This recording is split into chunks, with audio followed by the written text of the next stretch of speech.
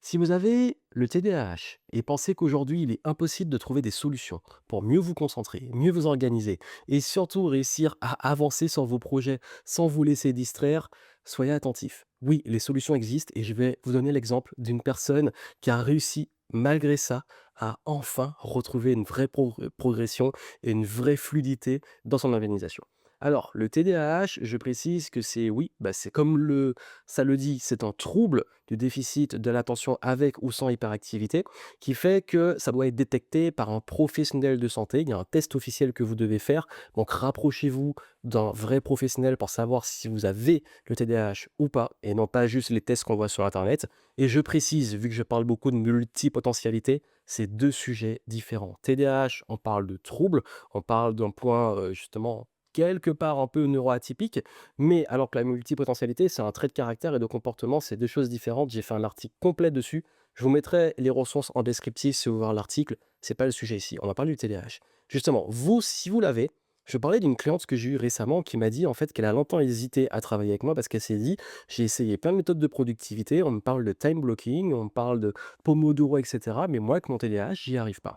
Et je lui ai dit bah oui, c'est normal parce qu'en fait, quand on est TDAH, si on se met des blocs de temps et que le jour on n'est pas dedans ou on est distrait ou on perd l'attention, on ne peut pas lutter contre. Et c'est ce que j'explique souvent, c'est que quand on a ce genre de trouble, on ne peut pas lutter contre le trouble, on doit trouver des moyens de s'adapter pour trouver des solutions, soit pour jouer de façon différente, soit pour le surmonter ou ne pas en faire un enfer. Et ça passe par vraiment une grosse déculpabilisation.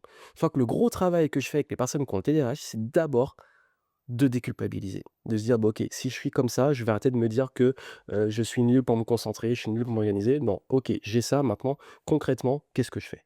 Ce qui a beaucoup aidé cette cliente, c'est qu'on a arrêté de vouloir, planifier les choses sur le très long terme, mais plutôt de partir de la finalité de l'objectif et revenir en arrière. Bizarrement, pour beaucoup de TDAH, ça marche mieux au niveau de l'esprit.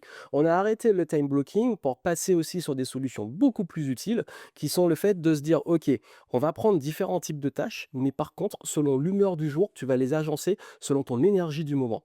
On a arrêté de vouloir forcer la concentration et je lui ai dit: «OK, tu t'habitues à mettre les conditions favorables pour me te concentrer et si tu lâches, c'est pas grave, mais techniquement, si tu arrives à agencer tes objectifs et les choses de façon assez claire pour toi et simplifiée, en fait, même s'il y a une perte d'attention, après, quand on revient, tu peux rattraper et les choses finissent par s'emboîter.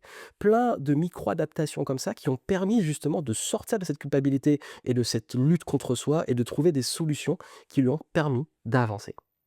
Vu qu'on est sur un format court et que j'ai pas le temps de vous donner toutes les astuces, j'ai fait un article dessus. Si ça vous intéresse, vous avez les infos pour voir l'article en descriptif également. Et du coup, vous pourrez aller plus loin et avoir des solutions pour ça. Et si vous voulez plus de conseils, abonnez-vous à ce compte. Je partage des conseils sur l'organisation, la productivité, des astuces aussi, même pour les neuroatypiques, pour pouvoir continuer de progresser dans ce qui compte pour vous.